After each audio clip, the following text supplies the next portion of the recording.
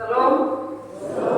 Selamat kita berjumpa lagi dalam ibadah minggu biasa pada pagi hari ini. Kita masuk dalam minggu kedua di bulan Juni pada pagi hari ini.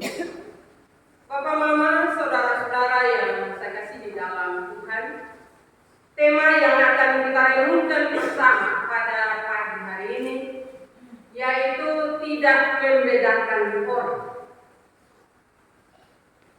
Bapak, Ibu, saudara-saudara yang saya kasih di dalam, kenapa Tuhan tidak membedakan kita? Apakah kita orang besar, orang kecil, orang lemah, orang kuat, atau juga berbagai hal? Bapak, Mama, Tuhan tidak membedakan kita karena kita adalah ciptaan. Kita adalah ciptaannya sehingga Tuhan tidak pernah membedakan kita. Tuhan memperlakukan kita sama di matanya.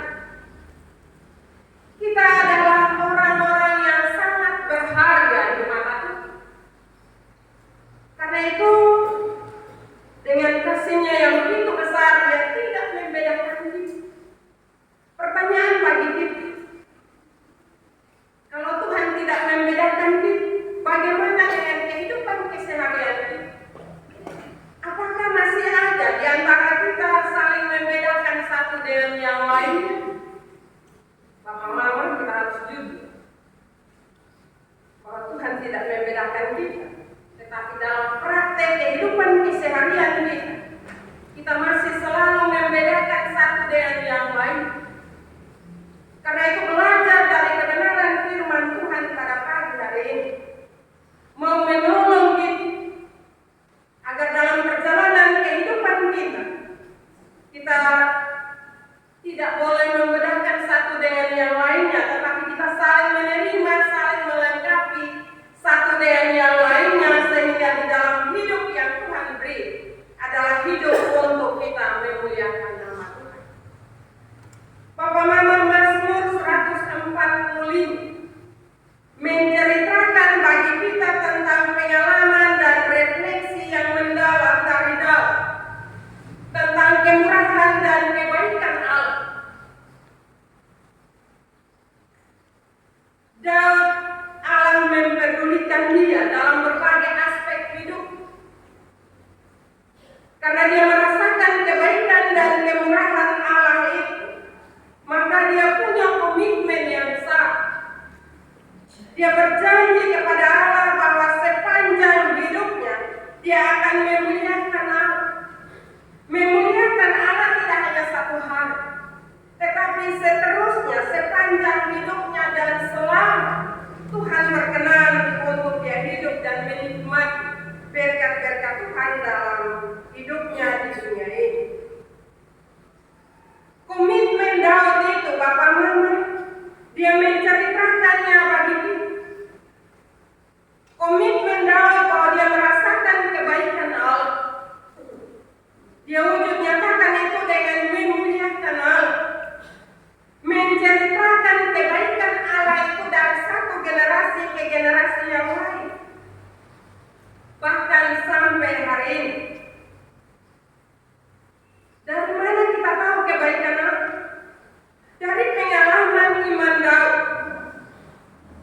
Dari pengalaman iman Daud itulah, Bapak, Mama, kita merasakan cinta kasih dan kemurahan serta kebaikan. Dan kita juga terus menceritakan itu dari satu generasi ke generasi yang lain.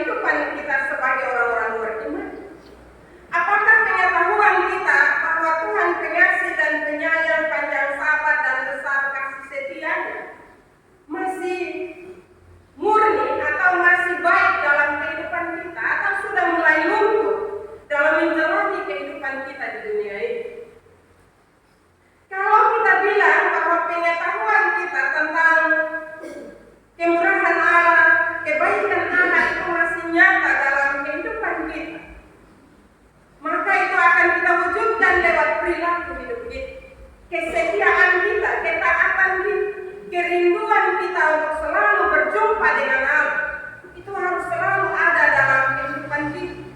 Tapi kalau kerinduan kita Bapak Mama sudah mulai luntur, menandakan bahwa pengetahuan kita tentang kebaikan Tuhan bagi kehidupan kita mulai pudar. Karena itu kita sebagai orang beriman kita harus selalu bersyukur, karena firman Tuhan selalu diperdengarkan bagi kita untuk membaharui pemahaman kita tentang kebaikan Tuhan dalam kehidupan kita setiap hari. Papa Mama, saudara-saudara yang saya kasihi dalam Tuhan kita Yesus Kristus, Daud mengatakan kepada kita lewat kebenaran firman Tuhan ini bahwa Tuhan itu penumpang bagi semua orang. Artinya bahwa Tuhan tidak meninggalkan kita sendiri. Tuhan tahu ketika Tuhan menempatkan kita di dunia, kita akan berhadapan dengan berbagai pergumulan yang akan membuat iman kita goncang, bahkan mungkin membuat kita jatuh. Karena itu firman mengingatkan kita, menasihati kita bahwa Tuhan selalu menumpang kita, dan menumpang tidak saja satu orang, tetapi menumpang semua orang, dan menegak bagi semua orang yang tertunduk.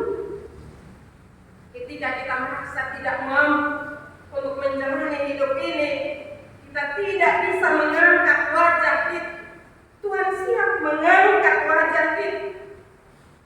Tuhan memberi makan pada waktu. Apa yang Tuhan tidak buat dalam hidup kita, Bapak Mama? Tuhan menyediakan segala sesuatu yang kita perlu, yang kita butuhkan dalam kehidupan kita. Tapi ada berapa banyak orang yang mengingat hal itu? Tuhan membuka tangannya dan berkenan mengenyangkan segala yang hidup. Tuhan, Bapak Mama, saudara-saudara yang saya kasihi dalam Tuhan, kemurahan Tuhan begitu luar biasa. Tuhan itu adil dalam segala jalannya dan penuh kasih setia dalam segala perbuatannya. Bapak Mama, saudara-saudara yang saya kasihi dalam Tuhan selalu menyatakan keadilannya bagi kita manusia. Tapi dalam praktek hidup, keadilan itu kita tidak lanjutkan. Justru kita melecehkan keadilan itu dalam kehidupan kita. Kita tidak meneruskan keadilan itu bagi kehidupan kita dan orang-orang yang ada di sekitar kita. Tuhan dekat pada setiap orang yang berseru kepadanya. Nah, karena hal ini kita lupakan. Padahal firman Tuhan sudah mengajarkan kita. Karena itu Bapak Mama, tanggung jawab kita sebagai orang beriman selalu berseru, selalu berteriak minta tolong kepadanya. Karena hanya Tuhan saja yang bisa menolong kita dalam menjalani berbagai aspek kehidupan kita. Tuhan melakukan kehendaknya bagi orang yang takut padanya, mendengar teriak mereka minta tolong dan menyelamatkan mereka. Papa Mama, saudara-saudara yang dikasihi Tuhan, karena itu mau atau tidak, dalam menjalani hidup sebagai orang beriman, kehendak Tuhan itu harus ada dalam kehidupan kita. Ketika kita melakukan kehendak Tuhan dalam kehidupan kita, maka jangan khawatir dengan hidup yang kita jalani. Memang sebagai manusia kadang kita bilang ini masih manusia, jadi pasti hidup khawatir, hidup takut, dan juga kita kadang hidup menjauh dari. Tetapi kebenaran firman Tuhan, Papa Mama, saudara-saudara yang saya kasihi dalam Tuhan, kita dinasihati untuk kehendak Tuhan itulah yang harus kita lanjutkan dalam hidup kita. Tidak saja kita melakukannya sendiri, tetapi kita meneruskannya kepada generasi-generasi berikut. Karena itu ada tanggung jawab besar dalam hidup kita untuk meneruskan kehendak Tuhan. Kita harus tahu apa kehendak Tuhan dalam hidup kita, sehingga kita bisa menceritakannya bagi anak-anak kita, dan anak-anak kita akan meneruskannya. Kalau hal ini terputus pada kehidupan kita saat ini, maka kita bisa menggambarkan bagaimana jadinya kehidupan generasi kita ke depan. Karena itu kebenaran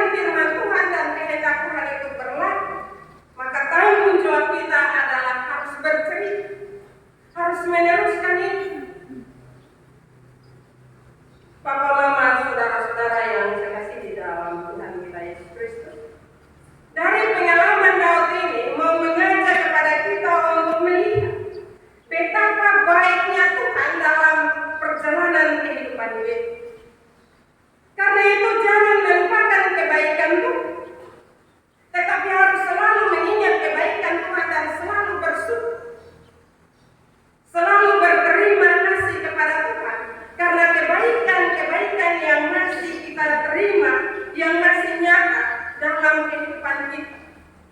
Karena itu Bapak Mama sekali lagi, kebaikan Tuhan yang masih kita terima itu, lanjutkan itu bagi semua orang. Pertanyaan bagi kita, kenapa kita tahu Tuhan baik dalam hidup kita, tetapi kita masih mau melakukan hal-hal yang jahat di sekitar kita? Hal itu disebabkan karena kita mengabaikan kebaikan Tuhan. Kalau Tuhan baik bagi kita, maka bagilah kebaikan itu bagi orang-orang yang ada di sekitar kita. Suami, istri, anak-anak, keluarga, tempat di mana kita kerja. Tebarkanlah pesona kebaikan itu kepada semua orang. Karena kalau itu kita lakukan Bapak Mama, maka kita ingat kebaikan Tuhan. Sederhana saja Bapak Mama. Ketika kita mulai lupa kebaikan Tuhan, maka pasti kita membuat jahat.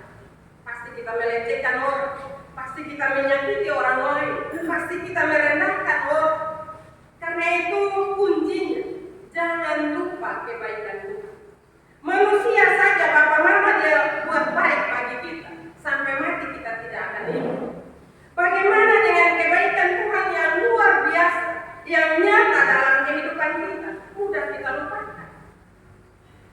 Kalau kita bilang kita tidak melupakan kebaikan Tuhan, Bapak Mama, cobalah lihat kehidupan di sekitar kita. Ada berapa banyak orang yang ingat kebaikan Tuhan dan hari Minggu datang untuk beribadah. Itu saja sederhana. Jangan kita omong yang besar-besar.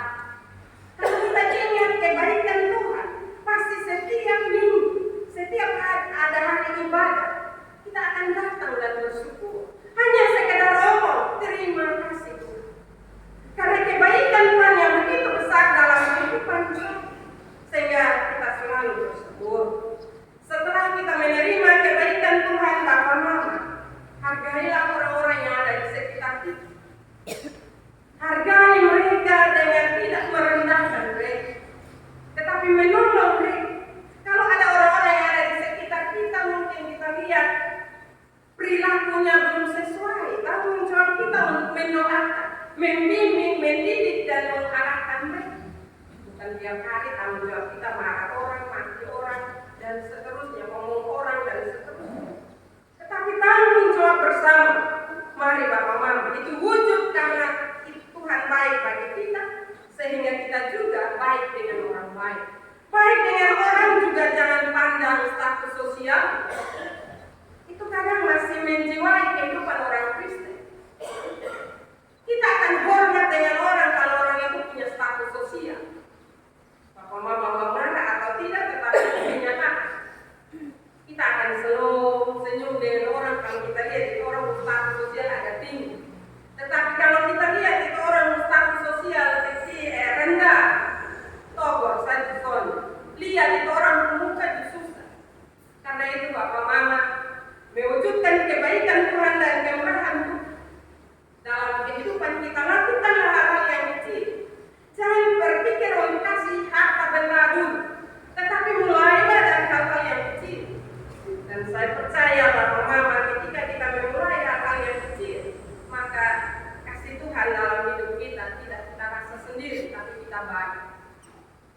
Kalau mau selamat dengan orang itu, jangan lihat di muka dulu, tetapi harus merasa bahwa orang itu juga adalah ciptaan Tuhan yang paling mulia.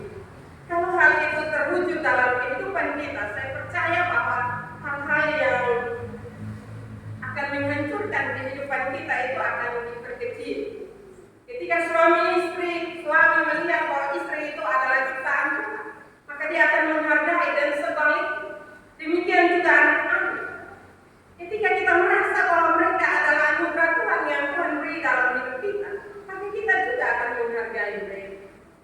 Papa Mama, saudara-saudara yang saya kasih dalam Tuhan, sekali lagi menghargai, menghormati, mengasihi harus ditunjukkan bagi semua orang. Demikian juga lingkungan di mana kita hidup, jangan kita pilih kasih, karena Tuhan tidak pilih kasih dalam kehidupan kita. Karena itu ketika firman ini datang bagi kita dan mendapati kita masih hidup jauh dari apa yang Tuhan buat dalam kehidupan kita, mari kita berdoa, meminta Tuhan membaharui hidup kita, agar hidup yang masih kita jalani adalah hidup yang saling yang lain. Dan hanya Roh Kudus yang bisa menolong kita. Karena itu mintalah Roh Kudus untuk menguasai kehidupan kita, agar di dalam mempraktekkan kasih dan kebaikan Tuhan ini kita dapat wujudkan dalam hidup kita setiap hari. Firman Tuhan